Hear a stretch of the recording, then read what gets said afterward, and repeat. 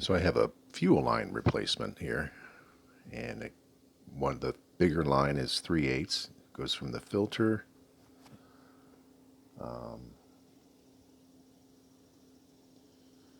that's the SUR&R adapter, fits in there. Then the hose goes on there, and you can see there's should be able to see some clamps in there.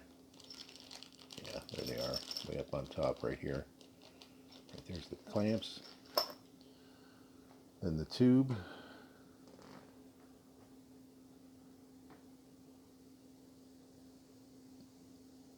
And then finally to the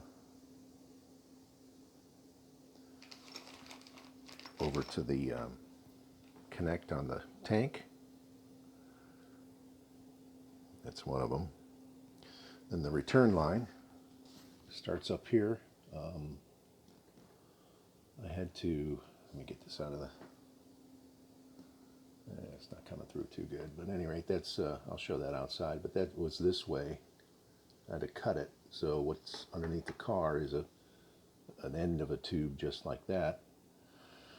So that'll take a union, and then it'll take this tubing,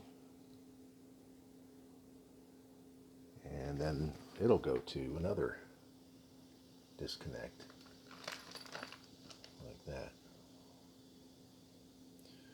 And I'll have to put clips on that end. And this side up here will have to get a new clip, as well as this will have to get a new clip too. And I'll show you the lines that I took out, but from a bird's eye view, going left to right, that's what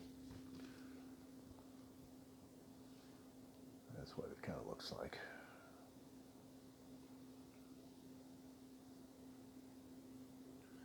One thing you want to be careful of when you do the SUR products, the guy over at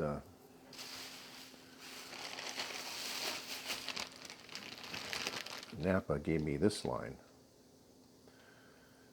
and a 3/8 line as well. And what's the problem with that is the SUR line is just a push-on, whereas the Napa is a Dorman, basically a Dorman product. And you have to get a heat gun or boiling water or something like that. That doesn't work too well. So if you're going to use the SUR products, get the SUR tubing. It's a lot easier.